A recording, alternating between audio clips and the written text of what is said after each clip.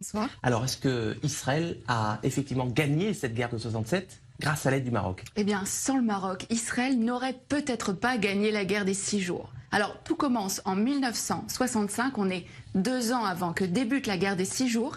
Les grands leaders du monde arabe se retrouvent à Casablanca. C'est le 3e grand sommet de la Ligue arabe. Alors, vous vous en doutez, le Mossad ne fait pas partie de la liste officielle des invités, mais il est là et il va recueillir des informations cruciales. Il y a un protagoniste, c'est Nasser, le président égyptien, le leader de la coalition arabe. Alors dans quel état d'esprit est-il à la veille de cette conférence? Il déclare à Assouan en février: l'année 1965 est la plus dangereuse des années de la lutte arabe.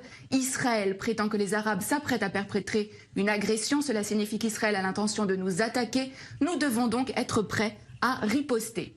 En septembre, donc quelques mois après, a lieu ce sommet de la plus haute importance. À l'ordre du jour, l'état des forces armées des pays de la Ligue arabe, avec cette question: sont-ils prêts à faire la guerre contre Israël? L'autre homme clé de cette histoire, c'est Hassan II, le roi du Maroc. Il va permettre au renseignement israélien de connaître ses ennemis. Et c'est à ce moment-là que le Mossad va donc entrer en action. Oui, absolument. Le Mossad va donc préparer cette opération en amont de la conférence. Plusieurs jours avant, une équipe du Shin Bet et du Mossad, il s'appelle à Tsiporim, donc les oiseaux, vont occuper le dernier étage du très luxueux hôtel à Casablanca où sont attendus les dirigeants arabes et où va aussi avoir lieu la conférence.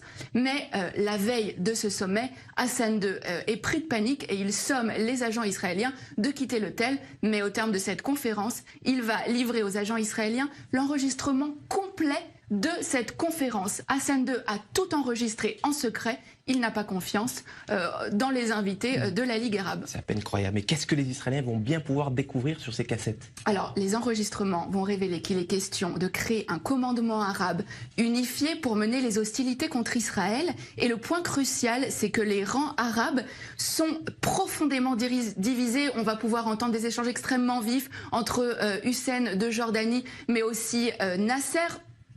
Et alors, ce qui est vraiment important, c'est que les nations arabes vont vraiment révéler leurs faiblesses. Elles ne sont absolument pas préparées pour une guerre contre Israël.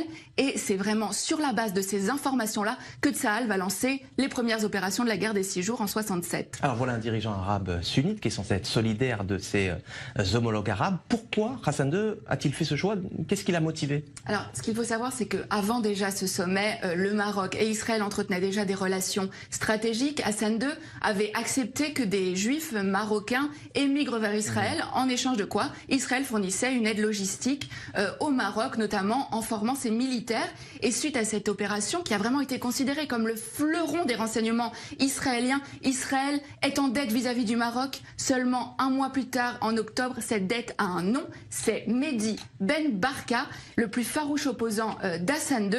Le Mossad participe à l'opération Baba Batra. L'objectif, c'est faire disparaître absolument Ben Barka, Baba Batra aux initiales donc de Ben Barka, mais c'est aussi le nom d'un traité du Talmud. Le Maroc a donc été un allié indispensable à Israël dans la guerre des 6 jours, même si, on le voit bien, aucun cadeau n'est gratuit.